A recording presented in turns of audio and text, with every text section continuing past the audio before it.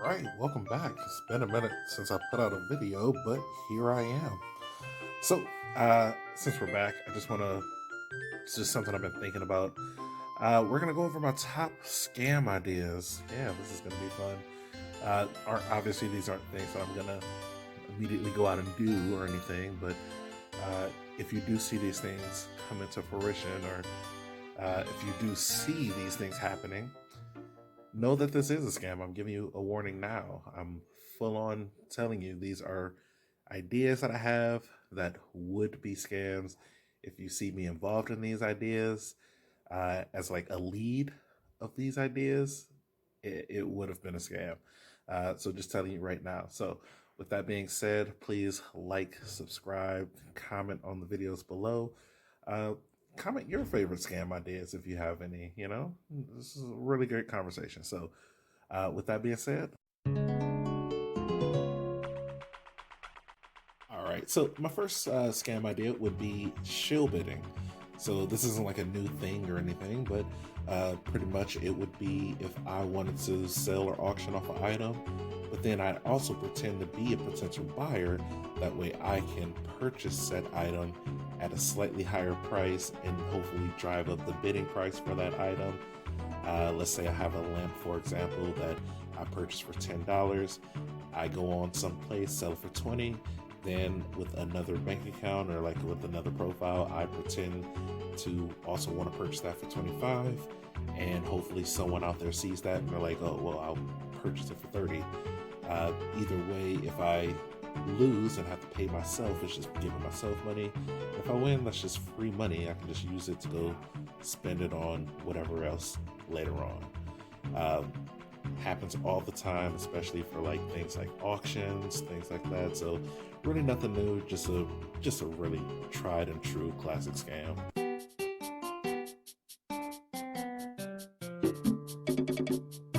Now, my second scam idea is a lot more of a hypothetical scam idea. Obviously, this hasn't been around before. I know you guys are like, well, what is the baby scam? I mean, babies themselves aren't a scam necessarily, but my idea was babies are very expensive. We all know this.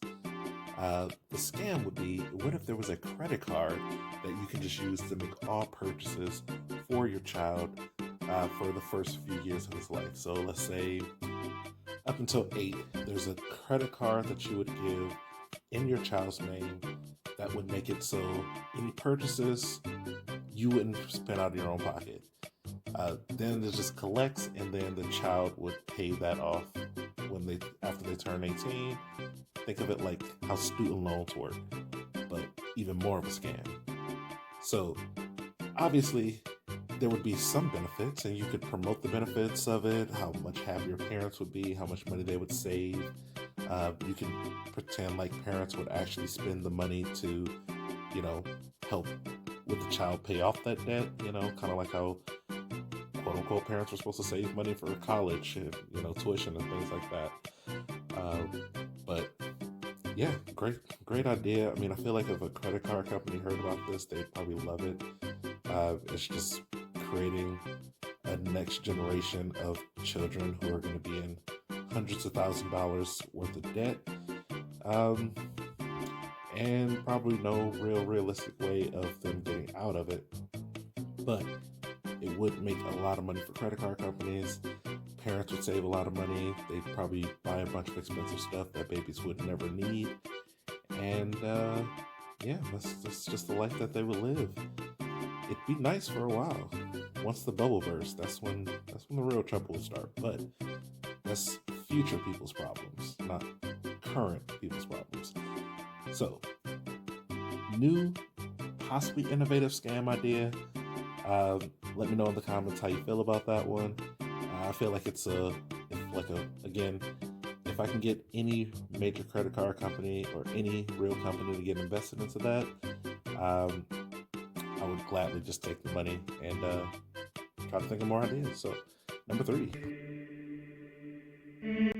I don't want to have people confused and think that I mean that all religions are scams.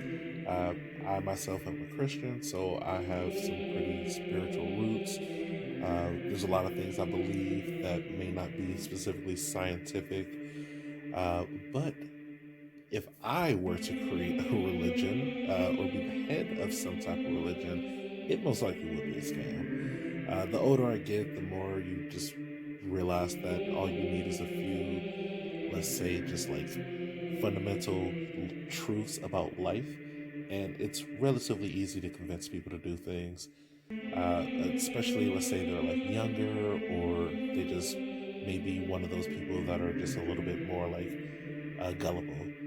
So obviously, this isn't going to work with everyone, but you know, if you get a few people around you who are also possibly in on the scam, people who just want, you know, power positions within the church or religion or whatever that you decided to start, and then you guys just come to an agreement that numbers matter. You just go out there, you find people willing to believe, provide them with some, you know, most likely vague concept of how they can be better spiritually, or you know, just some way, and then you know, you get them hooked.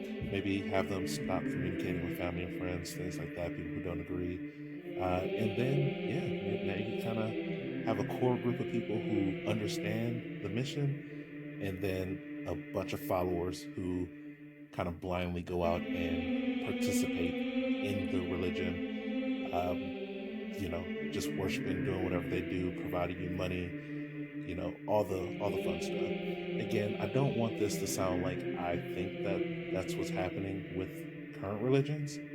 Um, I wouldn't say that, but if you do see me in, let's say, some type of like BMW or Lexus, and I have my own church, that would be the reason. All right, so welcome to the end of the video. I do want to thank anyone who's still watching, and just for that, I'm going to provide you guys with a bonus scam. Before I do, I just want to put out there that these ideas in this video is not to promote scams going out there. I'm not saying go out there and scam people, especially if you're not going to financially like provide me any type of like get back, because I did provide these ideas to you. With that being said, here's the scam that actually happened, and it is from 1971. Richard Nixon vetoed a bill that would have made childcare in America free. It would have been an amendment that would have passed. It was actually agreed upon by both sides of the House and the Senate.